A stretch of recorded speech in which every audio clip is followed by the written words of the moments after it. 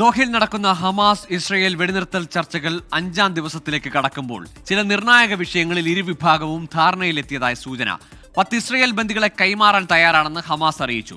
ഗസയിൽ കഴിഞ്ഞ 21 മാസമായി തുടരുന്ന രക്തരൂഷിത സംഘർഷത്തിന് അറുതിയുണ്ടാക്കാൻ ഖത്തറിന്റെയും ഈജിപ്തിന്റെയും അമേരിക്കയുടെയും മധ്യസ്ഥതയിലാണ് ചർച്ചകൾ.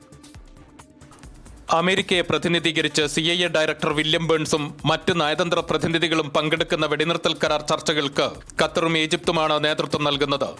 ഹമാസ് പ്രതിനിധികളുമായും ഇസ്രായേൽ പ്രതിനിധികളുമായും നടത്തുന്ന മധ്യസ്ഥ ചർച്ചകളിൽ ഹമാസും ഇസ്രായേലും മുന്നോട്ട് വെക്കുന്ന ഉപാധികളിൽ സമവായമുണ്ടാക്കുകയെന്ന ശ്രമകരമായ ദൗത്യമാണ് ദോഹയിൽ പുരോഗമിക്കുന്നത്.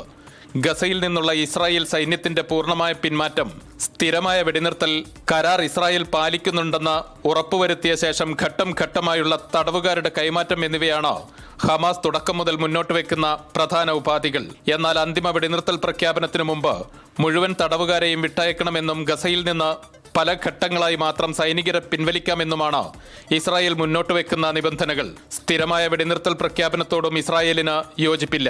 ഇപ്പോഴത്തെ സംഘർഷത്തിന് തൽക്കാലം പരിഹാരം കാണുക, ഫലസ്തീനും ഇസ്രായേലിനുമിടയിൽ കാലങ്ങളായി നിലനിൽക്കുന്ന പ്രശ്നങ്ങൾ പിന്നീട് പരിഹരിക്കാമെന്നുമാണ് ഇസ്രായേലിന്റെ വാദം. എന്നാൽ പലതവണ വെടിനിർത്തൽ കരാർ ലംഘിച്ച പാരമ്പര്യമുള്ള ഇസ്രായേലിന്റെ ഈ ഉറപ്പ് മുഖവിലക്കെടുക്കാൻ ഹമാസ് തയ്യാറാകാത്തതും പ്രതിസന്ധിയാണ്. ഗസയിൽ ഹമാസിനുള്ള നിയന്ത്രണം പൂർണ്ണമായും അവസാനിപ്പിക്കണമെന്ന ഇസ്രായേലിന്റെ ഉപാധിയും ഹമാസ് അംഗീകരിക്കാൻ തയ്യാറല്ല. അതേസമയം 10 ബന്ദികളെ കൈമാറാൻ തയ്യാറാണെന്ന് ഹമാസ് അറിയിച്ചിട്ടുണ്ട്.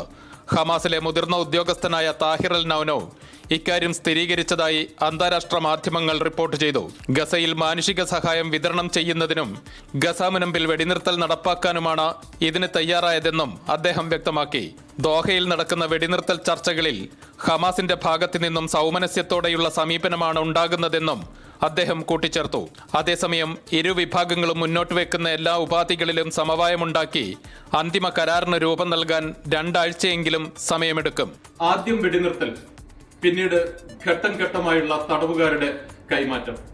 ഇതോടൊപ്പം ഗസയിൽ നിന്ന് ഇസ്രായേൽ സൈന്യം പൂർണ്ണമായും പിൻവാങ്ങണമെന്നും ഗസയിൽ സ്ഥിരമായ വെടിനിർത്തൽ വേണമെന്നുമാണ് ഹമാസിന്റെ ആവശ്യം. എന്നാൽ ഈ ആവശ്യങ്ങൾ ഇസ്രായേൽ എത്രത്തോളം അംഗീകരിക്കുമെന്ന് കാത്തിരുന്ന് കാണേണ്ടി വരും. അതേസമയം 1,00,000-ഓളം മനുഷ്യരുടെ ചോരക്കുരുതിക്കിടയാക്കിയ ഈ അക്രമം അവസാനിക്കണമെങ്കിൽ ഒരു കരാർ കൂടിയേ തീരും. ദോഹയിൽ നിന്നും അൻവർ പാലേരി, 24.